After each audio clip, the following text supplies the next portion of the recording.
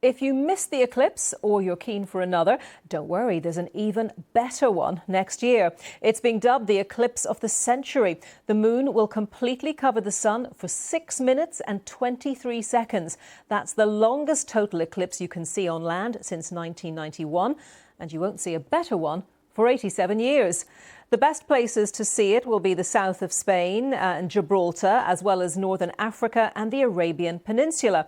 But if you want to see it, you'd better get organised quickly, as Vanessa Igo has been finding out.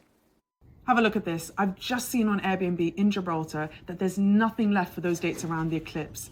But there's plenty more just the week after. And even if you do get accommodation, the flights will cost you an arm and a leg, nearly £900 to be exact, which is 4 times more expensive than just the week after. The Hotel Bristol in Gibraltar has been offering an eclipse package. I asked the manager, Juan Carlos Carmona, if there are any rooms left. No, we are completely full. There are many people every day sending us an email requesting for rooms, but we are full from the end of June. We start to sell the rooms at the end of April, and now all of them have gone. So just to be clear, once you advertised your eclipse package, you have a special eclipse package, how quickly did those rooms go? Well, it was in 2 weeks because we know that the people were really interested in the eclipse for 2027, but we didn't expect to sell the room so quickly. Wow, so really, really big response from customers wanting to see the eclipse. What about other hotels in the area? Are they selling out quickly as well? Well, I think that all the hotels, if they are not, all of them are not full, perhaps some of them, they are keeping some rooms for their regular guests, how we did. But I think that not only Gibraltar, all the Campo de Gibraltar, that is the surrounding area, Algeciras, La Linea, will be completely full. You've got to be quick. Well, let's try to understand what it might be like watching such an extraordinary total eclipse next year. To do that, I spoke to Dr. Ryan Milligan, who's seen 13 eclipses in the last 20 years. The next year's eclipse is going to be unusually long. So here in Spain on Wednesday evening, we were privileged to about 1 minute 45 seconds of totality. And next year, by comparison, is going to be close to 6.5 minutes at its maximum duration. And that's going to take place over the city of Luxor in Egypt in the Valley of Kings. So that's kind of close to the absolute maximum that a total solar eclipse can be. The theoretical maximum is about 7.5 minutes. So getting 6.5 minutes is really up there with about as long an eclipse as you can actually get. That sounds like a really, really epic setting for this next total solar eclipse. I've heard people talk about the emotion they experience when they watch an eclipse. Do you feel that as well? 100%. It really is a visceral experience.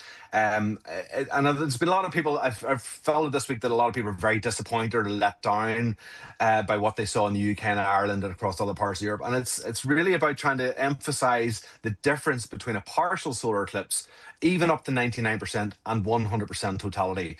During totality, like we had here in Spain this week, the darkness was profound. The stars come out. I think it was the planet Jupiter we were able to see. We had this spectacular 360-degree sunset. The shadows and the colors were all muted and elongated. And it's something you can't really describe very well. I've been trying to do it for many, many years and trying to put it into words. It's very, very difficult unless you're actually there.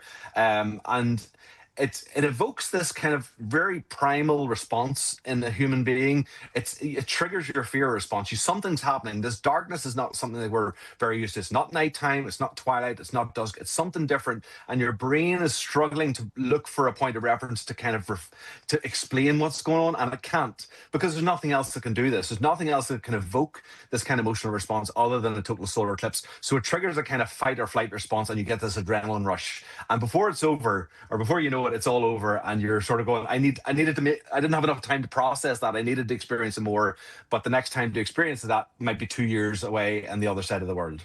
Well, I think you did a really good job of describing it, don't you? So what should you do with these, your glasses, your special glasses, now that the eclipse is over? Here's Vanessa Igo again with some tips. If you were lucky enough to get your hands on a pair of these glasses for the Eclipse, then don't let them go to waste. If they're genuine and they have this code in them, then they should last forever, provided that they're not damaged. Or if your glasses are looking a bit battered like mine, then you can get a little creative by cutting out a square and putting the square on your phone so you can take cool pictures of the sun, but don't look directly at it. Yes, always remembering that good safety advice.